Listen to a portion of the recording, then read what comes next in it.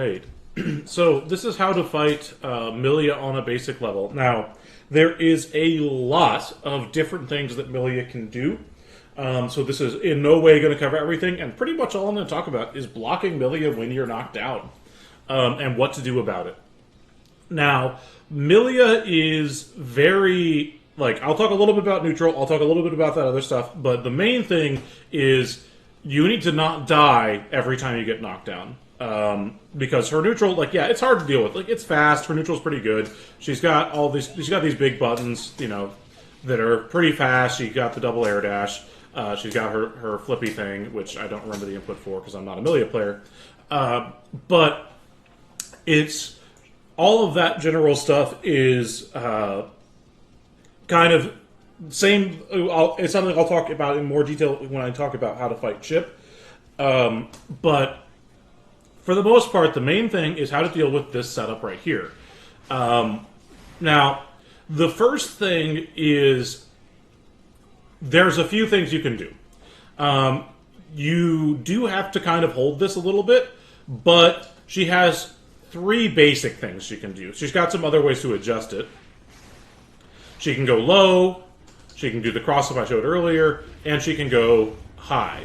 Now, she also can double dash and do a second high, which is a pain in the butt because it messes with the fuzzy guard. But in general, how you deal with these is watch how high the air dash is to get that cross up. It's very high. If you look for the height of the air dash, that is what you are looking for blocking the cross up. Because if she does it lower, like this, it's not going to cross up. Now, I did not do this perfectly in my recording. She can do it lower than I did it there and still get a cross up, but I'm exaggerating that height. Now, realistically, what do I do when I get knocked down by millia? I genuinely guess a lot of the time. I just pick an option and I guess it. But you can block this on reaction, and you'll see very strong defensive players blocking it very reliably. So you'll see like Goichi or Ogawa, people who are known for just blocking absolutely everything and being absolute gods of defense. They will block this reliably because they are doing tricks like reacting to different options. Now, the low is generally something that you fuzzy block low. Like, you will block high until they land, and then you switch to low. And that is kind of a timing thing more than a visual cue.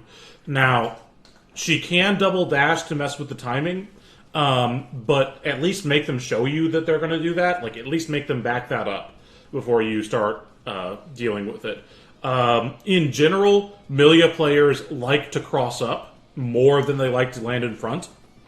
That's a habit that I've noticed from most floor 10 and lower celestial millias. Is that they tend to over-rely on cross-up, because first off, the cross-up is actually the easier one to do. The timing to get the not cross-up is actually harder to do. Now, the other thing to know is the other most common knockdown that you'll deal with after sweep is you will deal with throw. Now, I actually learned this when I was recording this because I have been holding this stuff stupidly, which is why you lab these things, by the way, is if she is doing something like throw into hard disk stun it, and hard disk, she's not even close to meaty. Like, it's actually ridiculous. You can 6P it. Like, it's not even close. And if she presses a button, your button will always win.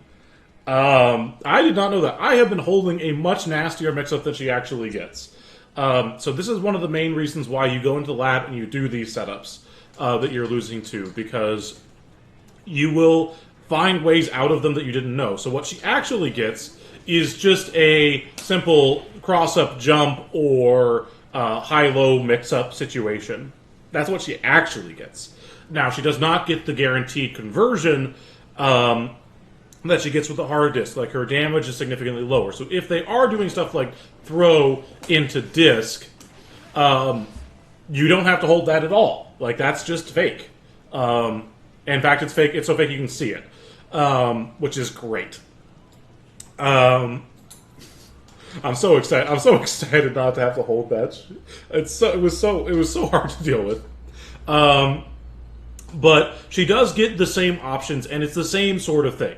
Air dash low is a in front, air dash high is a cross up, and then you fuzzy for the low. Now, off of the throw, she does not get double dash. That is not meaty at all. And you can definitely jab it. But that's something that, like, you don't try to jab this until they start going for those sort of options. Until they start showing you that they're willing to back that up or kind of play you for trying to block too much. Now, the last thing to talk about with Millia is, like, how do you play against Millia's footsies? In general, Millia is a little bit too fast to react to. Like, at this range, dash throw, there is no one on Earth who's going to react to that reliably. Maybe Punk. Like, it is so fast. Like, her options between this and double dash and the flippy thing, which I can't ever remember the input for. And all the different options that she gets in the air. What you actually want to do more often than not is just have a thing for her to run into, preferably a light. That way she can't whiff punish it. Is largely it is a proactive approach to neutral that you do against Millia, because pretty much every character in the game, this is her far slash range. It's not very far. It's not even very fast. This is her heavy slash range. It's very slow, but pretty far. She doesn't actually have good buttons, and so if you are doing things proactively, your button should beat hers pretty cleanly, so long as you are good at that proactive, press the button when you think she's going to move in. Now, that's a lot, and I mean a lot, easier said than done, but that is a skill that a lot of Axel players are very good at, is this kind of proactive poking. And it will do a lot of good against Millia, just to kind of be like, have stuff for her to run into on screen. Have jump back P, have jump back slash, have neutral punch, have neutral kick. Have stuff that's just there for her just to run into that is fast enough that she cannot react to punish it. Now, you obviously need to do your big buttons too, because, like, if you're jabbing, this button does outrange a jab, and so you have to do both, but, like, in general, you want to press faster buttons against Millia and proactively press them just so she runs into them. And then have some sort of conversion. Like, if you're playing Kai, you can do, like, jump, kick, and that kind of stuff, and then get a conversion on that. And those sort of options are really important to be good at against Millia in neutral. Because a lot of Millias, they want to get to this state right here. And they're willing to kind of bet their life to get it, and they'll be willing to throw risk, caution to the wind. Now, good Millias are a different story and a different beast, and they have much scarier neutrals, but it's more proactive than it is reactive. Obviously, double air dash is very reactable. Obviously, this jump arc is very reactable too, but, like, backdash forward dash is hard to react to. Backdash jump, like, it's hard to react to a lot of the stuff consistently.